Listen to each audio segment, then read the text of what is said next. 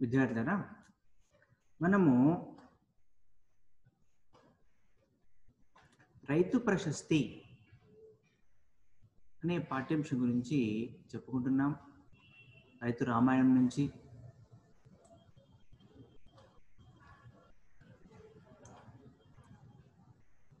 సాగరయ్య యొక్క ఇద్దరు భార్యలు, ఇద్దరు కూడా చక్కని కుల స్త్రీలు.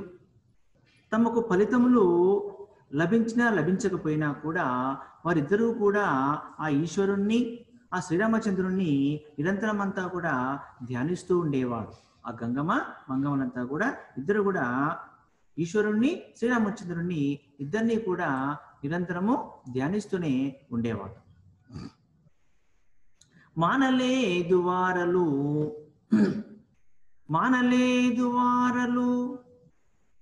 ఉమారమార్చనలను వదలలేదు మాధవ స్మృతులను. తప్పిపోలేదు ఏ దేవతా వ్రతాది నియమనిష్టలను నిరాశలై చెదరక. మానలేదు వారలు ఉమారమార్చనలను వదలలేదు ఉమాధవ స్మృతులన్. ఉమాధవ స్మృతులన్ తప్పిపోవలేదు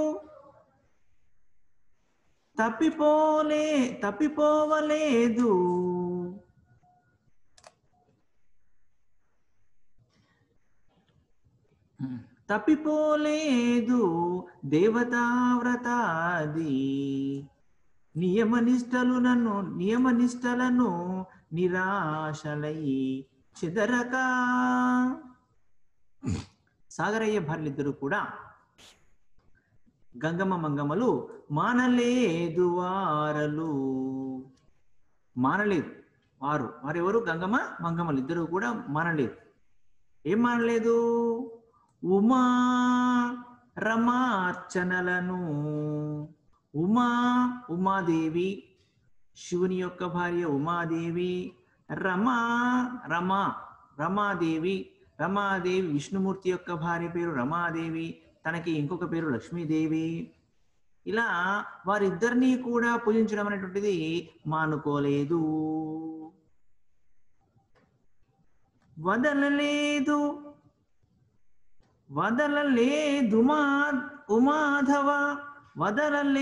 మాధవ స్మృతులను.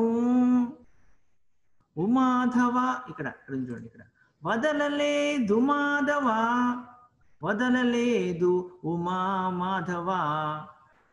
మాధవ స్మృతులన్. వదలలేదు, వదిలిపెట్టలేదు. ఏది వదిలిపెట్టలేదు?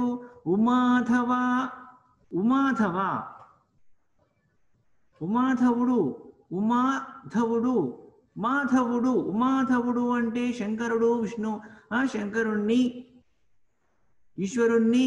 మాధవుడు అంటే విష్ణుమూర్తి యొక్క స్మృతులను, తలంపులను వదిలిపెట్టలేదు. మాకు సంతానం కలగకపోయినా కూడా ఆ యొక్క శంకర భగవత్పాదుని, ఆ శంకరుణ్ణి, ఆ ఈశ్వరుణ్ణి, ఆ యొక్క విష్ణుమూర్తిని యొక్క స్మృతులను, జ్ఞాపకాలను, వాటిని తలుచుకోవటం అంతా కూడా వదలలేదు, విడిచిపెట్టలేదు. తప్పిపోవలేదు ఏ దేవతా వ్రతాది నియమనిష్టలను. తప్పిపోవలేదు ఏ దేవతా వ్రత ఆది, ఎటువంటి దేవతా వ్రతాన్నైనా సరే నియమనిష్టలను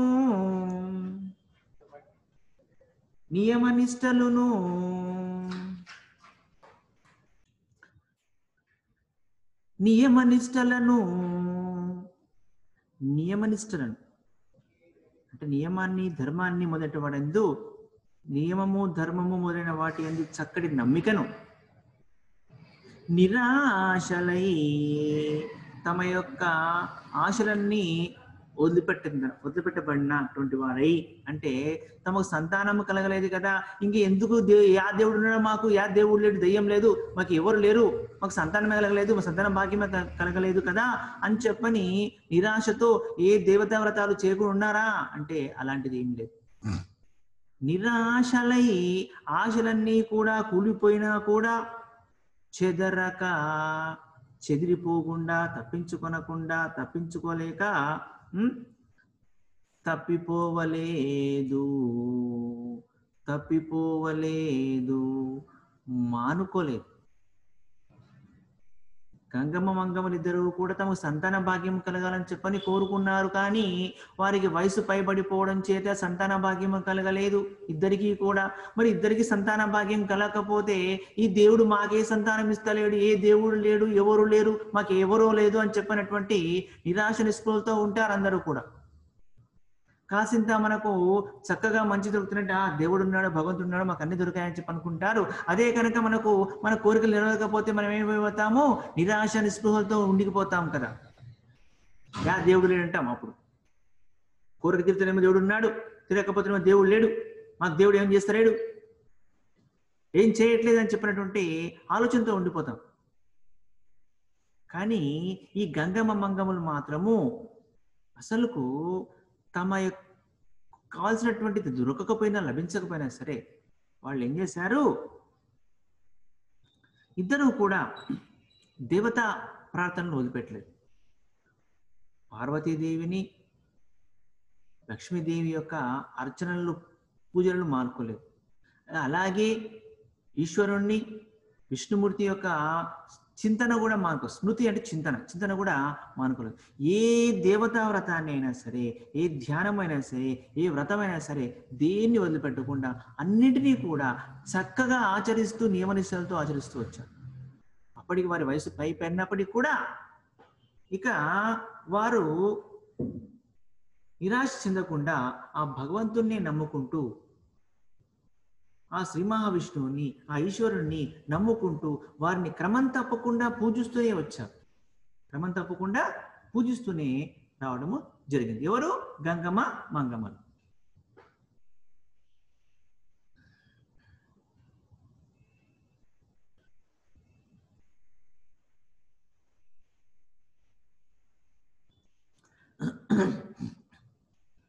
ఆ మీదట వరుసగా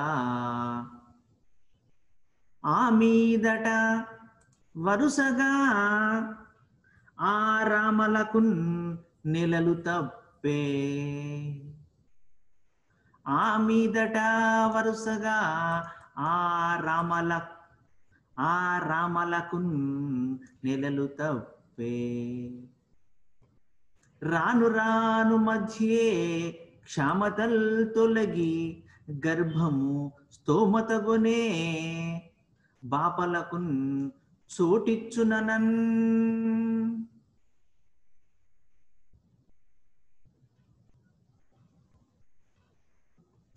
ఆ మీదట, ఆ తరువాత వరుసగా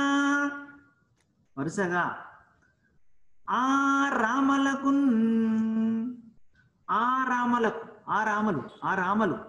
అంటే ఏ రామలు? ఆ గంగమ్మ మంగమ్మలు, సాగరయ్య యొక్క భార్యలిద్దరు. ఆ గంగమ్మ మంగమ్మలకు నెలలు తప్పాయి, వరుసగా నెలలు తప్పాయి. అంటే మామూలుగా వయసు పైబడింది కాబట్టి నెలలు తప్పడం జరిగిందంటే వారికి ఆ నెలలన్నీ ఆగిపోయాయి అని చెప్పి అనుకోవచ్చు ఒక అర్థంలో. ఇక్కడ అర్థంలో చూసినట్టయితే ఏమర్థం ఉంది అంటే, వరుసగా ఆ రామలకు నెలలు తప్పే, మెల్లగా వారికి నెలలు ఆగిపోయాయి. రాను రాను మధ్యే క్షమతల్ తొలగి, రాను రాను క్రమక్రమంగా మధ్యే క్షమతల్, మధ్యే శరీరంలో మధ్య భాగము అంటే నడుము యొక్క నడుమంతా కూడా, ఆడవాళ్ళ స్త్రీ యొక్క నడుమంతా కూడా సన్నగా సన్నగా అందంగా నాజుగ్గా ఉండేటువంటి నడుమంతా కూడా ఎప్పుడు క్షామతల్తొరగి గర్భం స్తోమతగోనే. ఎప్పుడైతే నడుము సన్నగా ఉండేటువంటి ఆడవారి యొక్క నడుము లావైపోతుంది అంటే ఏమవుతుంటుంది? క్రమక్రమంగా తిండి ఎక్కువై లావన్నా కావడం, బలవటం జరగాలి. ఒకటి. రెండవది ఏం కావాలి? సంతానం కలగడం వల్ల కడుపు కాస్త నెమ్మదిగా పెరిగిపోతూ ఉంటుంది కదా. సంతానం లోపల గర్భంలో పిండము ఏర్పడుతున్నప్పుడు మెల్లమెల్లగా శరీరం అంతా కూడా, శరీరంలోని భాగాలన్నీ కూడా అటు సర్దుకుంటాయి. సర్దుకోవడం చేత ఆ గర్భంలో ఇక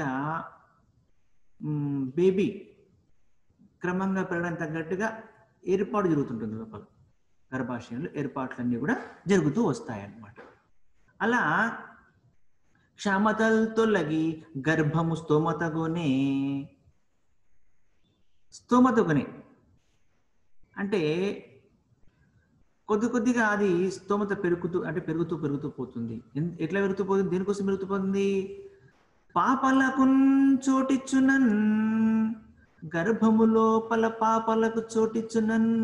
గర్భంలో సంతానానికి చోటు ఇచ్చే విధంగా మెల్లమెల్లగా ఆ ఇద్దరికి కూడా గంగమ్మ మంగమ్మల కడుపులన్నీ కూడా అలా పెరుగుతూ ఇక మెల్లమెల్లగా కడుపు అంతా కూడా వాళ్ళకి పెరుగుతూ వస్తుంది. మామూలు నెలలు తప్పినాయంటే ఏమవుతాయి? పెద్ద వయసు వాళ్ళు నెలలు తప్పినాయంటే ఇక నెలలన్నీ బందినట్టుగా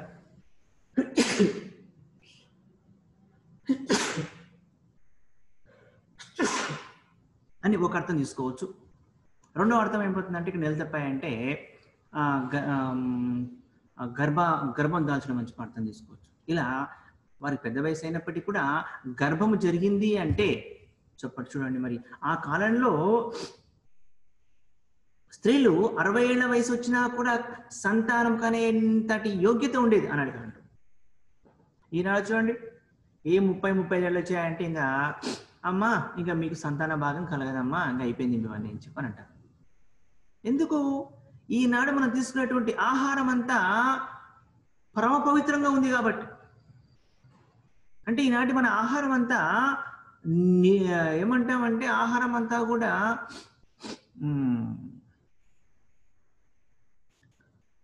నిస్సత్వమైన ఆహారం తీసుకుంటున్నాం కాబట్టి, సత్వరని ఆహారం తీసుకుంటున్నాం కాబట్టి, ప్రాణమయమైనటువంటి ఆహారం తీసుకోవడం లేదు కాబట్టి, అంటే జీవాహారాన్ని మనం తీసుకోవడం లేదు కాబట్టి, నిర్జీవాహారాన్ని తీసుకుంటున్నాం కాబట్టి మనలో మన శక్తి మన యొక్క శరీరం అంతా కూడా నిర్జీవం అవుతూ పోతుంటుంది కాలక్రమంలో నెమ్మదిగా. జీవాహారం తీసుకోవడం చేత ఎప్పుడూ ఆరోగ్యంగా ఉంటూ వస్తుంటారు. మరి ఆనాటి కాలంలో వాళ్ళు అంత బలిష్టంగా ఉన్నారు అంటే కారణం ఏంటంటే 60 ఏళ్ళ దాదాపు వయసు వస్తున్నా కూడా సంతాన భాగ్యం కలుగుతుంది అంటే చూడండి మరి ఎంత చక్కగా ఉండేవాళ్ళు, ఎంత చక్కగా జీవాహారాన్ని తీసుకుంటూ ఎంత బలిష్టంగా ఉండేవాళ్ళు తెలుస్తుంది మనకు. ఇక గంగమ్మ మంగమ్మలకి ఇద్దరికి నిధులు తప్పడం చేత రాను మన నడుములన్నీ కూడా సన్నదం తగ్గిపోయి గర్భానికి చోటు కల్పించేందుకు సిద్ధపడుతూ వచ్చాయి. ప్రొద్దులు నిండెను లోపలి ముద్దుల పసిపాప తపసు మ్రోక్కులు పండెను ముద్దియలంచలిడిరే. ప్రొద్దో ఏ క్షణమో దినము పొడిగించదనే. పొద్దులు నిండెను. ఇక మెల్లమెల్లగా వారికి నెలలు నిండుతూ వచ్చాయి. ఎవరికి? గంగమ్మ మంగమ్మలకంతా కూడా క్రమక్రమంగా వారికి పొద్దులు నిండుతూ వచ్చాయంటే పొద్దు నిండుతూ గర్భములు మోసే రోజులు నిండాయి. ఇక లోపలి ముద్దుల పసిపాప తపసు మృకులు పండెన్. ముద్దుల పసిపాప తపసు మృకులు పండెన్. ముద్దుల లోపల కడుపులో ఉండేటువంటి పసిపాప యొక్క ముద్దుల పసిపాప అంటే వారి కడుపులో ఉన్నటువంటి ముద్దులు మూట కట్టేటువంటి చిన్న పాప చేసినటువంటి తపస్సు మొక్కులు, తపస్సు నమస్కారాన్ని కూడా పండెను, పండే. ఇక ఆ గ్రామాల్లో ఉన్నటువంటి ముద్దియలు స్త్రీలు అంచనాలిడిరి, అంచనాలు వేశారు, అంచనాలు వేస్తున్నారు. గ్రామం నుండి స్త్రీలంతా కూడా అంచనా వేస్తున్నారు. ఆహా, కానుపు దగ్గరకు వచ్చింది, నెలలు నిండిపోయాయి, 9 నెలలు నిండినాయి, ఇంకా ఇప్పుడు రేపో మాపో ఇక కానుపు అవుతుందేమో అని చెప్పని స్త్రీలంతా కూడా అంచనాలు వేస్తున్నారు. అంచనాలిడిరి ఏ ప్రొద్దు ఏ క్షణము దినము పొడిగించదనే. ఇక నెలలు నిండిపోయినాయి, రోజు దగ్గరకు వచ్చేసినాయి. ఇంకా ఎప్పుడు అంతా ఊర్లో ఉంటారు కదా అమ్మలాగలంతా కూడా ఏమంటున్నారు, ఏం లేదు ఇంకా ఈ క్షణము, ఈ రోజు ఈ క్షణంలో ఈ గడియనో వచ్చే గడియనో ఇక దినం అంతా ఇంకా దినం పొడిగించదు, ఇంకా రేపటి దినం పోదు, ఇంకా ఈ గడియనో ఏ క్షణమో ఆ క్షణము కాన్పు అవుతుంది అని చెప్పని ఆ స్త్రీలంతా కూడా, ఆ ఊర్లో ఉండే స్త్రీలంతా కూడా అనుకుంటున్నారు అనమాట. అంటే అంచనాలు వేస్తున్నారు. ఇక ఏ క్షణంలో అయినా సరే పురుడు రోజులన్నీ కూడా నిండిపోయాయి కాబట్టి లోపల ఉన్నటువంటి ముద్దుల పాప యొక్క తపస్సు నమస్కారాన్ని కూడా ఫలించాయి. ఏ ప్రొద్దుననో ఏ క్షణాన్నో పురుడు వస్తుంది, ఏమైనా సరే ఒక రోజు కంటే ఎక్కువ పొడిగించబడదు అని చెప్పని ఆ ఊర్లో ఉండే స్త్రీలంతా కూడా పురుడు వచ్చే సమయాన్ని ఇలా అంచనాలంతా కూడా వేస్తూ ఉన్నారు. అప్పుడు అవుననగా పెద్దదైన గంగమ్మ కానుపై సుఖమైన కానుపు, శ్రోత్రామృతముగా రానే వచ్చను శుభవార్త, లే నలుపునన్ కలిగే మగబిడ్డ నడిచాము కలికి వేళ.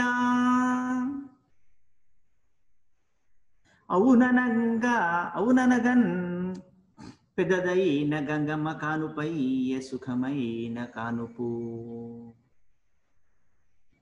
శ్రోత్రామృతముగా రాని వచ్చెను శుభవార్త, లే నలుపునన్ కలిగే మగబిడ్డ నడిచాము కలికి వేళ. ఇక ఎంతో కాలంగా ఎదురు చూస్తున్నారు కదా, ఎంతో కాలంగా ఎదురు చూస్తున్నారు.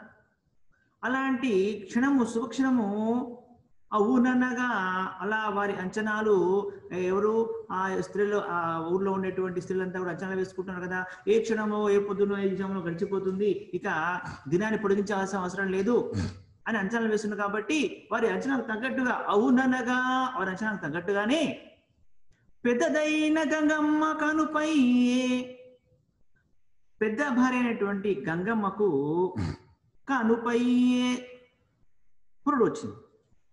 సుఖమైన కానుపు, చక్కటి సుఖమైన కానుపు, సుఖప్రసవము జరిగింది. శ్రోత్రామృతముగా రానే వచ్చెను శుభవార్త, శుభవార్త, మంచి వార్త. శ్రోత్రామృతముగా, శ్రోత్రులు అంటే వినేవారికి, అమృతముగా అమృతంలా, రానే వచ్చెను, రానే వచ్చింది శుభవార్త. ఏ శుభవార్త వచ్చింది? గంగమ్మకు కానుపయ్యిందనే శుభవార్త.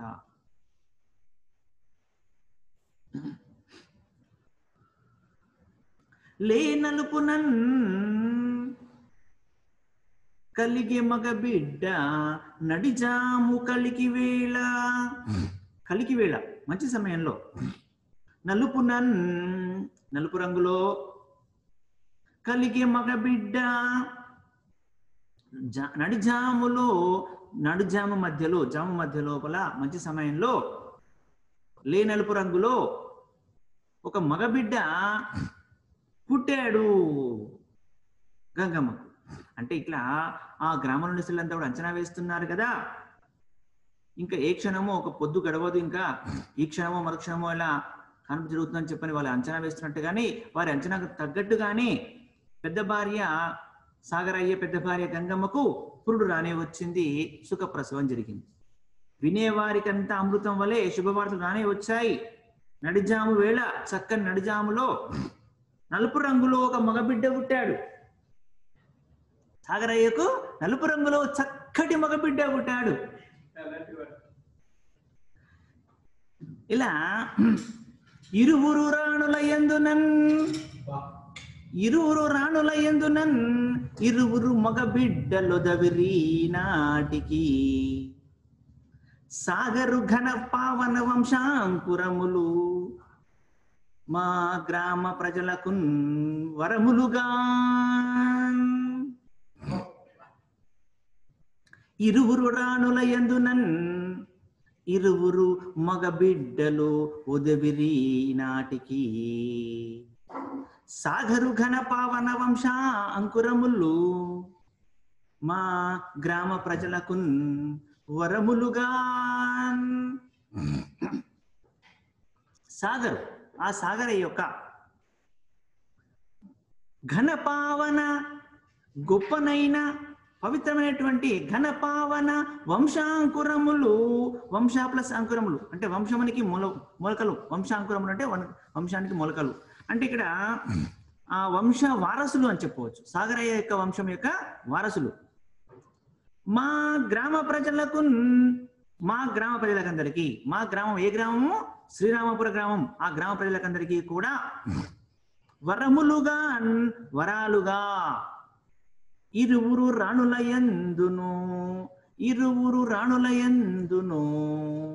ఆ ఇద్దరు రాణులు గంగమ్మ మంగమ్మ ఇద్దరు రాణుల యందు కూడా అంటే సాగరయ్య యొక్క ఇద్దరు భార్యలందరూ కూడా ఇరువురు మగ బిడ్డలు ఇద్దరు కూడా మగబిడ్డలే ఉదవిరి పుట్టారు ఈనాటికి కనీసం ఈనాటికైనా సరే ఈనాటికైనా ఇద్దరు మగపిల్లలు కలిగారు సాగరయ్యకు చివరికైనా సరే అని చెప్పని అంటున్నారు అంటే సాగరయ్య వంశానికి గొప్ప వంశానికి వారసులుగా ఆ గ్రామ ప్రజలకు వరాలుగా అతని యొక్క ఇద్దరి భార్యలందు కూడా కనీసం చివరికి ఆనాటికైనా కూడా ఇద్దరు మగపిల్లలు పుట్టడము జరిగింది. ఇలా మనకు ఈ యొక్క ఆధునిక కవిత్వంలోని రైతు ప్రశస్తిలోని రామాయణం అంటే రైతు రామాయణం అంటే మనకు రైతు ప్రశస్తి కావ్య పాఠ్యాంశాన్ని రైతు రామాయణం నుంచి గ్రహించబడింది కాబట్టి ఆ రైతు రామాయణంలోని శిశుకాండం కదా అంటే శిశువు యొక్క జన్మం గురించి చెప్పుకునేటువంటి అంశంలో మనకు ఈ పాఠ్యాంశము పెట్టము జరిగింది. అంటే ఇందులో చూసినట్టయితే మనకు రైతు రామాయణం అయినప్పటికీ ఆనాటి కాలంలో యొక్క ప్రజల యొక్క జీవన విధానాలు ఏ విధంగా ఉన్నాయి, ఈ యొక్క సామాజిక అంశాలన్నీ కూడా మనకు ఇందులో మనకు కనిపిస్తూ వస్తున్నాయి.